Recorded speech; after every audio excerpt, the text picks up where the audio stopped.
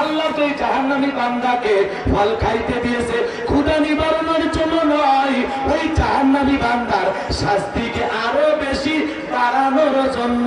কথা বলেন ঠিক কিনা? জাহান্নামীর পর্দা যখন গলার মাঝামাঝি আটকে যাবে, যত গলা নাড়াচাড়া করবে কাঁটাগুলো ফুটবে আর ফুটবে, যন্ত্রণায় জাহান্নামী চোখের পানি ছেড়ে দিয়ে কাঁদবে।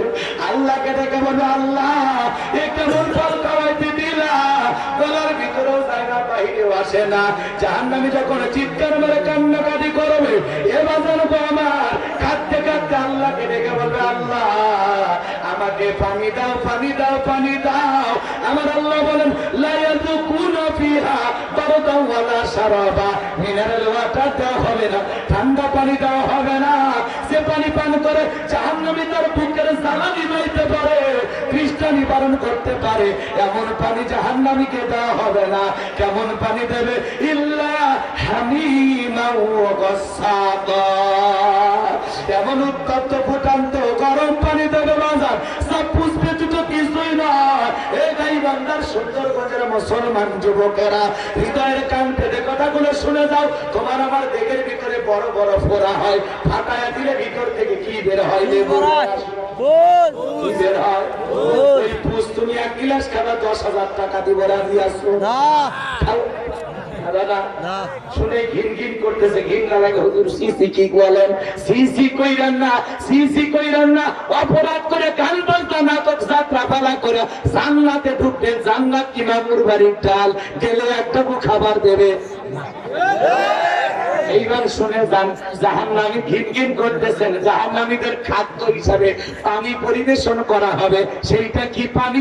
আল্লাহ সূরা নাবার ভিতরে জানায়া দিলেন, ইল্লা হামিমান ওয়া গাসসাকা, এমন উত্তপ্ত ফুটান্ত পানি আল্লাহ দেবে, তা বুঝতে দিত কিছুই নয়। ওই দুর্গন্ধওয়ালা পুজওয়ালা পানি যখন জাহান্নামী তার তৃষ্ণা নিবারণের জন্য পান করবে, এবার জানবো আমার ওই পানিটা দেহের ভিতরে যাওয়া মাত্র লাড়ি মুড়ি গুলো গলে গলে গলে গলে পড়ে যাবে।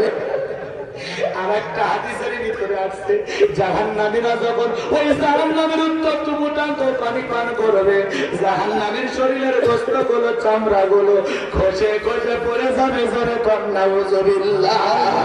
এই জাহান্নাম থেকে আপনাকে আমাকে বাঁচানোর জন্য দয়ার নবী সিজদাতে কান্না করতেছেন। নবী যদি কাঁদে, আপনার আমার কান্না করার দরকার আছে না? এই জন্য আমাদের সিজদায় আল্লাহর কাছে কেঁদে কেঁদে বলবো, রব্বানা সরিফান্না আযাবা জাহান্নাম ইন্না আযাবাহা কানা গরামা, রব্বানা আতিনা ফিদ দুনিয়া হাসানাতাও ওয়া ফিল আখিরাতি হাসানাতাও ওয়া কিনা আযাবান নার, আল্লাহুম্মা আজরিনি মিনান নার। জাহান্নাম থেকে আল্লাহ আমাদের সবাইকে মুক্তি দান করুন। জোরে কোন আমিন। আমিন। জাহান্নামের আগুনে জ্বলতে পারবো না। এই রক্তে মাংসের শরীর নিয়ে জাহান্নামে এক সেকেন্ড আমরা থাকতে চাই না। এইবার চলেন মুমিন বান্দারা 7টা গুণাবলীর আলোচনা করতে চাচ্ছিলাম। নবীজি যদি এত লম্বা সময় ধরে রুকু করে সিজদা করে, আপনার আমার সিজদাটাও লম্বা হওয়ার দরকার আছে না নাই? আছে। মরুভূমিতে সাহাবায়ে কিরাম নামাজ আদায় করার জন্য দাঁড়িয়ে যেতেন। ওই মরুভূমির পাখিগুলো খেজুর গাছ মনে করে সাহাবীদের কাঁধের উপরে বসে থাকতো, মাথার উপরে বসে থাকতো। সাহাবীরা সালাতে এত মনোযোগ, এত মনোযোগ, কাঁধে পাখি পড়ে থাকে, এরপরে টের পাইতো না। কোন সুবহানাল্লাহ।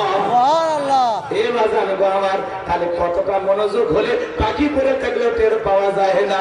বিশ্ব নবীর সাহাবী হযরত তালহা রাদিয়াল্লাহু তাআলা আনহু সালাত আদায় করতেছেন, কলিজার টুকরা সন্তানকে বিষাক্ত সাপ এসে পেঁচিয়ে ধরেছে। স্ত্রী মানুষজনকে ডাকলেন, সন্তানকে বিপদমুক্ত করলেন।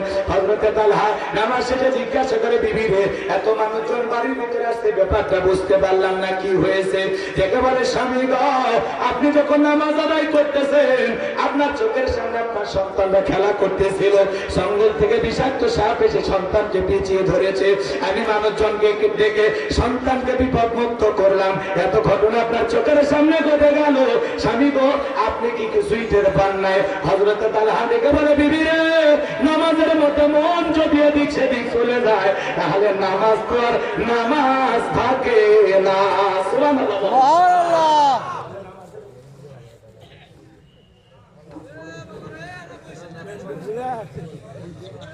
আমি কিন্তু এমপি সাহেবের টকশোর ভক্ত, ওনার টকশো দেখি আলোচনা, হ্যাঁ সংসদে যত কথা বলেন আমি ইউটিউবে সাজতে দেখি, আমার এলাকার মানুষ বলে কি আলহামদুলিল্লাহ।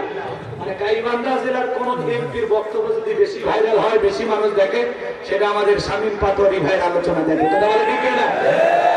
এই জন্য আমাদের এলাকার যত এমপি হবে সবাই যেন এমন ভাবে সংসদে বক্তব্য উপস্থাপন করে যাতে পুরো পৃথিবীর মানুষ বুঝতে পারে যে না, গাইবান্ধাতেও জিনিস আসবে।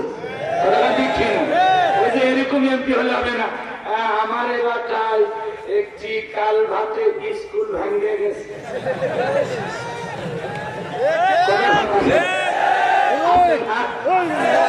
আমার ভাই বক্তব্য দেয় কোনো জড়তা নাই, ওনার টক শো দেখেন, আলোচনা শোনেন, কোনো জড়তা নাই। ভাই যখন নির্বাচনে দাঁড়ায় তখন ওই যে কি যেন একটা বাজার, ওই যে এলাকা আপনার এলাকায় না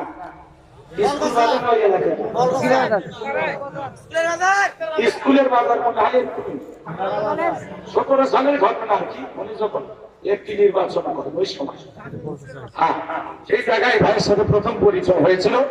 যাই হোক, ভাই যেহেতু আসছেন,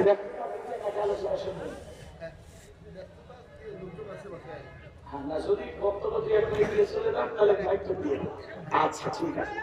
হ্যাঁ, এরপরে আমি 7টায় গুণে বলি, কেবল একটাই শেষ হয়, একটু অপেক্ষা করেন, নড়াচড়ে করলেন না, ভাই আসছে ব্যস্ত মানুষ, হ্যাঁ যতক্ষণ মন চায় থাকবে। কেবলই জাহান্নামের কথা বললাম, আপনার মুখ হাসিয়েছে কেন? এদিক টাকা